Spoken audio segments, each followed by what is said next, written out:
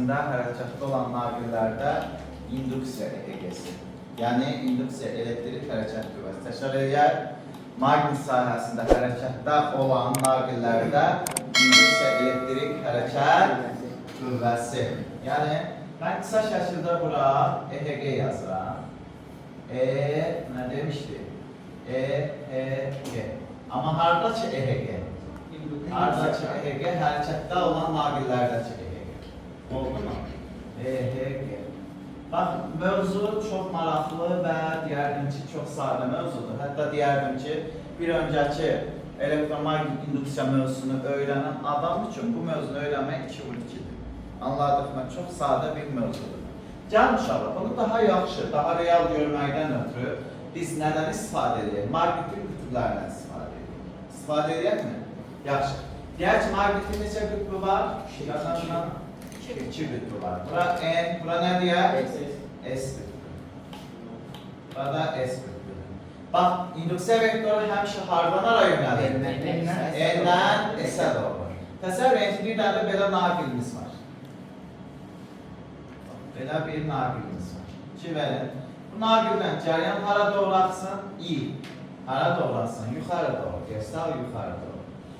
Bu naqildən axan cəryan sağ yuxarıdır. Mən bunu hara doğru hərəkət etdirirəm? Hara doğru hərəkət etdirirəm? Bura doğru. Deyək ki, cəryan naqil maqnit sahəsində bu istiqamətdə hərəkət edir. Elə deyilmi? Yaxşı alın. Bəs bizim B-miz hardan araydı demişdik? N-dən S-ə doğru. Elə deyil. Bu da B-nin istiqaməti. Yaxşı. İki verin uşaqlar. Biz B ilə induksiya vektoru arasında nə qaldı? Bucaq əmələcək. Həmin bucaq mən alfa deyərəm mi? Alfa dedik. Elə deyil.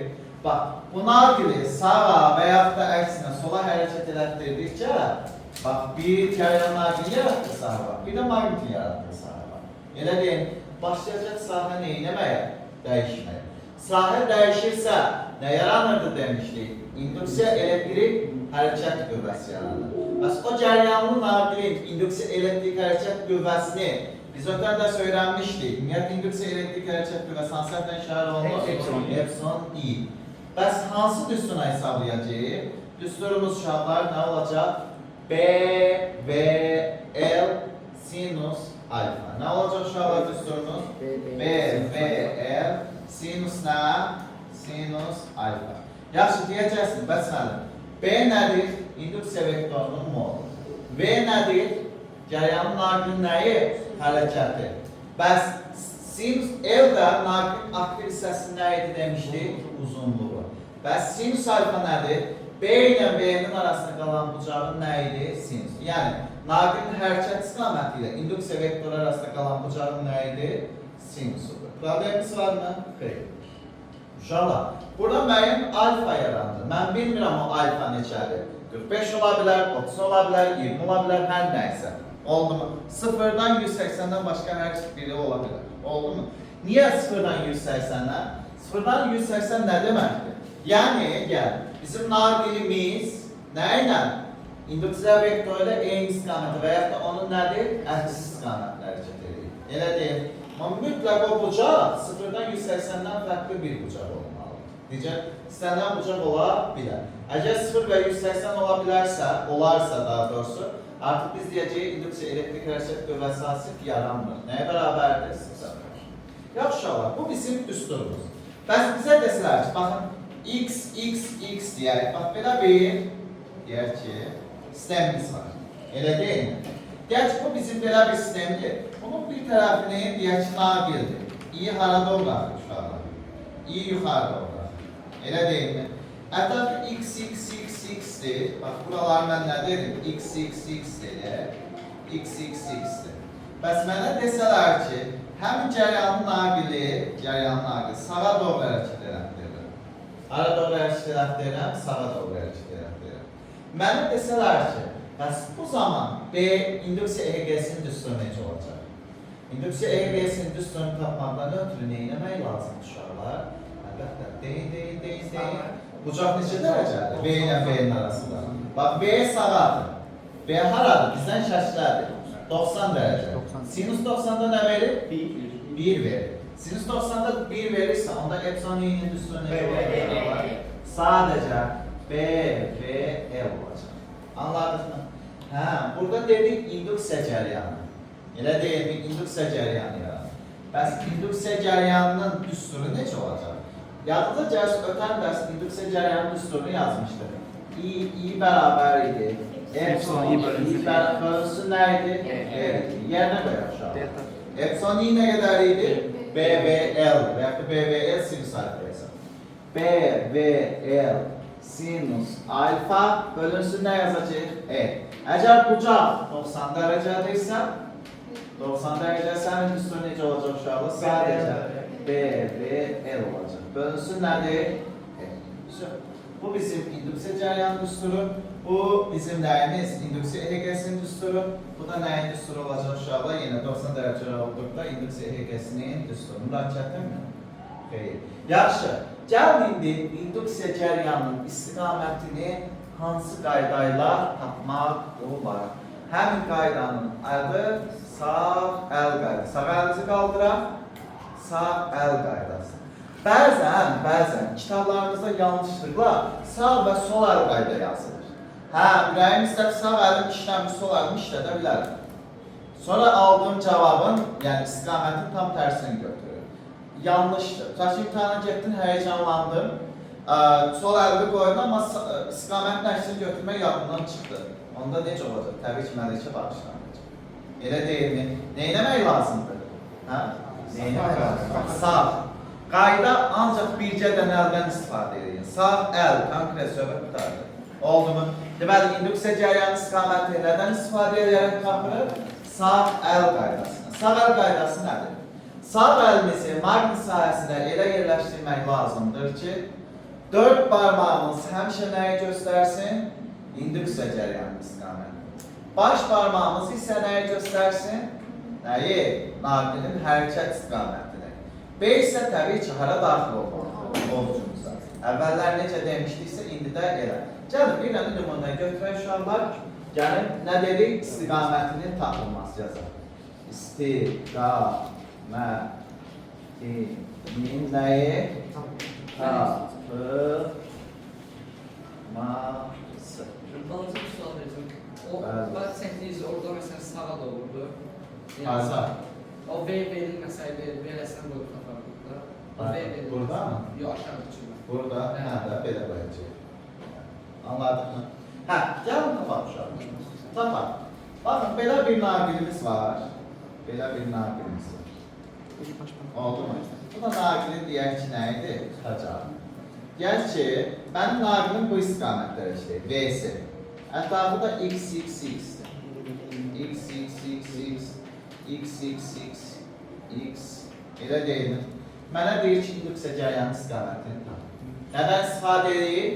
Sağ əl. Sağ əl necə qoymalıyıq? Elə qoymalıyıq ki, B hara daxil olsun. Ovcumuza daxil olsun. Baş parmağım nəyə göstərsin? B-nin istiqaməti. 4 parmağım mütləq nəyə göstərsin? Bax, induksiya cəryanı istiqamətini görmürəm ki. Elə deyilmi? Qoydum 2 ver. Düz gəldi uşaqlar. Baş parmağım nəyə doğru? V'nin istiqaməti. B ovcuma daxil oldu. Daxil. 4 parmağım nəyə göstərəcək? İnduksiya cəryanının istiqaməti. İnduksiya cəryanı hara doğru axıb uşaqlar? İnduksiya cəryanı hara doğru? İyi, deyək ki, hara? Yuxarı. Anladıq mı? Hə, başqa bir nümunə. Deyək ki, bizə uşaqlar belə bir şey verilir. Oldu mu? Hə, deyir ki, ətrafı nöqtədir. Hə, ətrafı nə dedi? Nöqtədir. Mənə deyir ki, bizim naqilin hərəkət istiqaməti hara doğru olsun? Özümüzdən ataq, bura doğru olsun. V-si. Elə deyil. Mənə deyir ki, induksiya cəryanı istiqamətini tapın. Əlimizi necə qoyacaq? Belə qoyacaq da. Elə deyil. Əlimin üstün görünə. Aferin uşaqlar.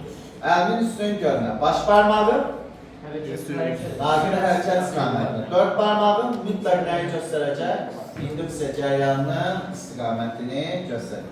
Deməli, İ hara doğru yönəldi? Aşağı doğru yönəldi. Yaxşı uşaqlar, problemimiz yoxdur. Çətin mi? Bir dənə nümunə deyirik, şəbi. Nümunəmiz belədir. İ verir. Ətrafı x-x'dir. Naqilin hərəkət istiqaməti. Buyur şöyle. İ'ni bizə verir. Mən üçün naqil hansı istiqamətlər üçün? Aferin. Hara doğru hərəkət edəcək? Əlinizi belə qoyun. Amma sağ ələ. Hara doğru 4 parmağın cəryan istiqaməti, baş parmağı aşağı. Aferin şöyle.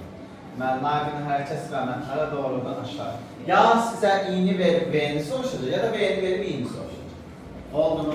Uğur, son. Nöqtə, nöqtə, nöqtə. Uğur. Cəryan axının istiqaməti belədir. Naqilin hərəkət istiqaməti aşağı. Hara doğru olacaq? Əlimi necə qoydun? Okey. Əlimizi necə qoyduq? Əlimizi bax, belə qoyduq. Elə deyil. Hara doğru yönələcək? Aşağı doğru. Deməli, V'nin istiqaməti aşağı doğru. Problemimiz yoxdur ki, uşaq. Çətin mi? Qeyd.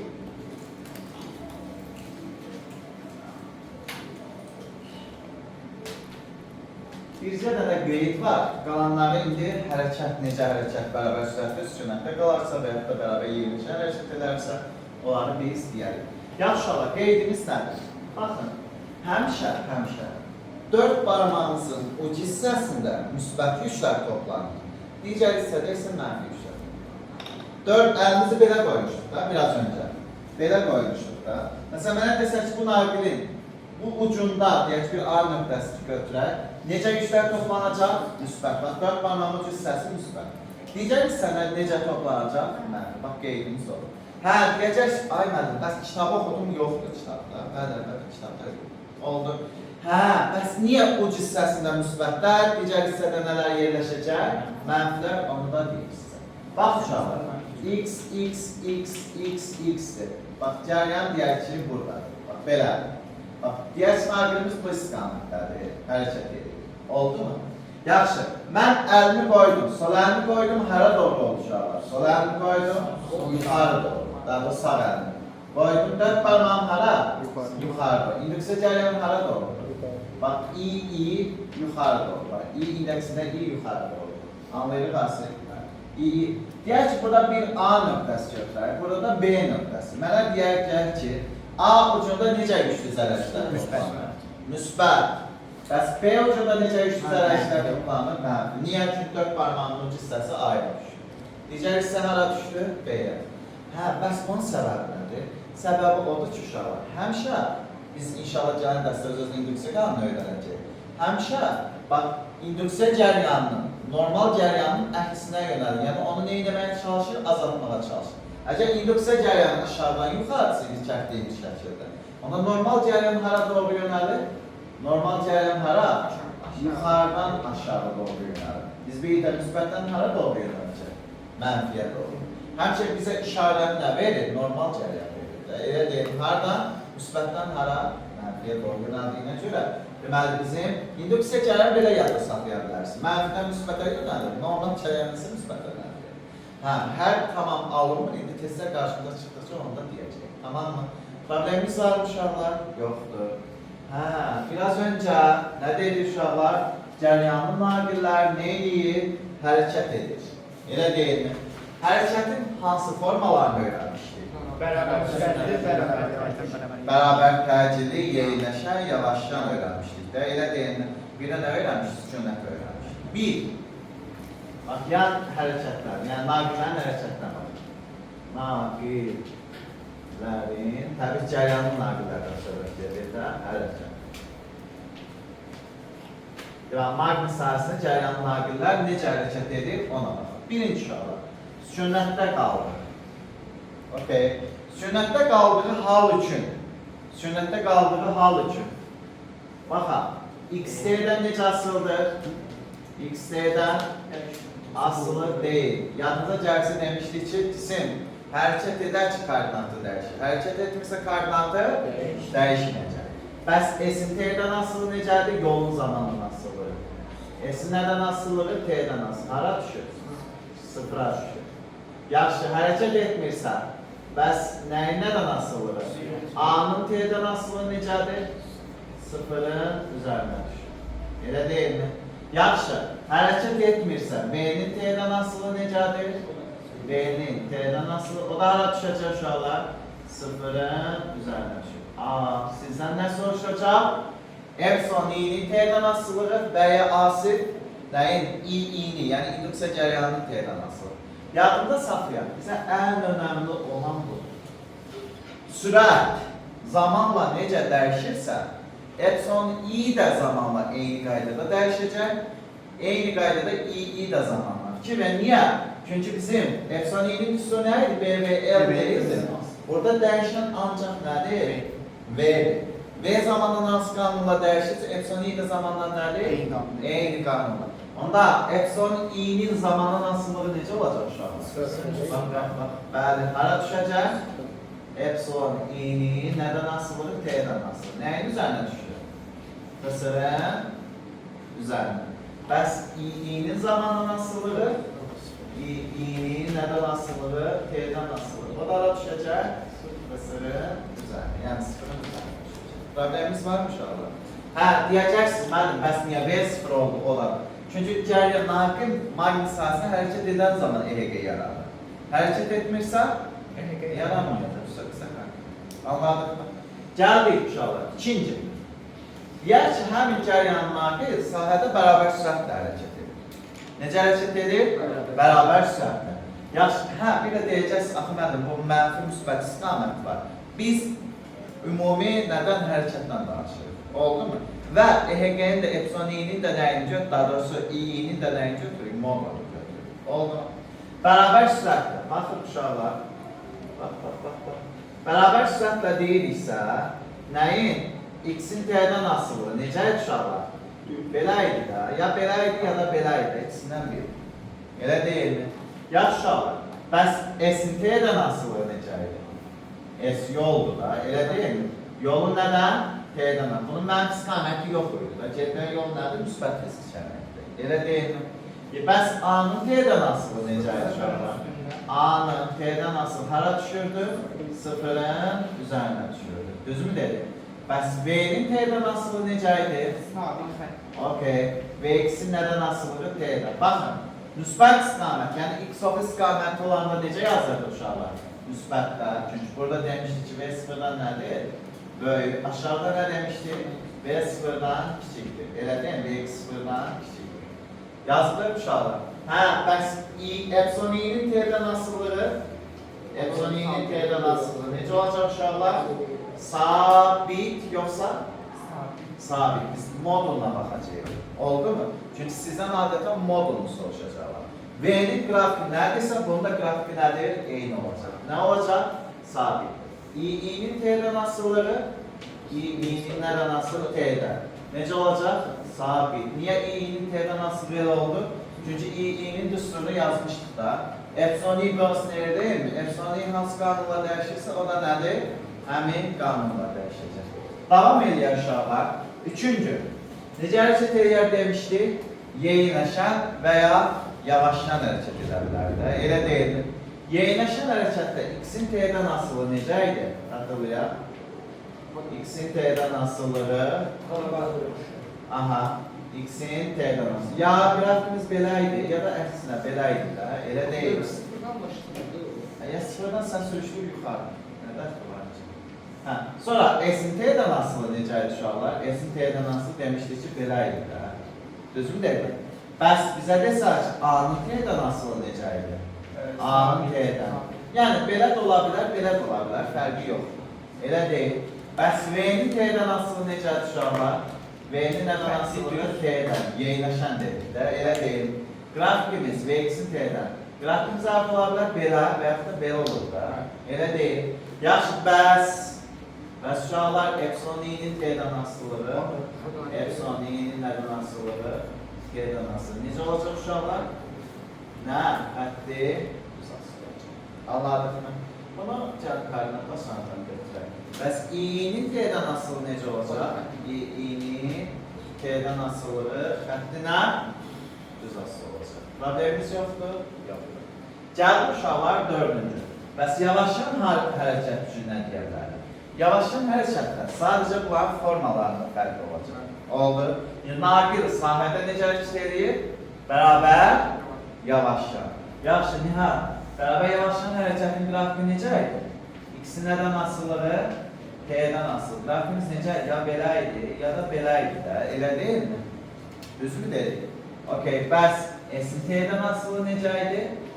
S-in T'dən asılıdır. Qrafik adətən yol olduğuna görə qrafik yuxarıda verilir. Bəs A-nın T'dən asılı qrafik necə idi uşaqlar?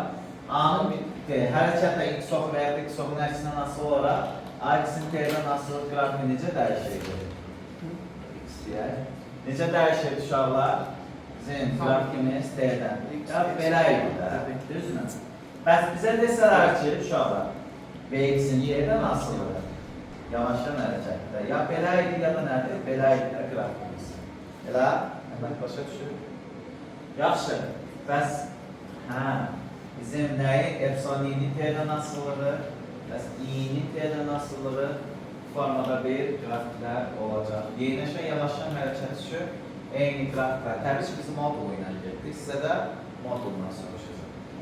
Biz abturiyent olduğumuza görə modulu soruşduğundan biz belə yazdık, amma normalda abturiyent yox, digər, yəni MİQ imtahanımı deyim, mənimlə işə qəbulunu deyim, sertifikasiyamı deyim, daha incə məqamlara fikir vermək lazımdır. Amma sizdə belə ümumi getmək daha yaxşıdır. Çünki o incə məqamlar biraz beyin qarşılamaq məqamlar. Oldu mu uşaqlar?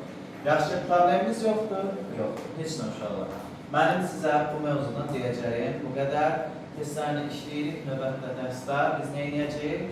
Bunların testlərinə baxacaq və daha sonra qaldı öz-özünə induksiya hadisəsi və öz-özünə induksiya cəryanı. Orada nə etmək lazımdır? İnşallah növbət dərsdə onlardan mən deyəcəm. Oldu mu? Hələ keçdim.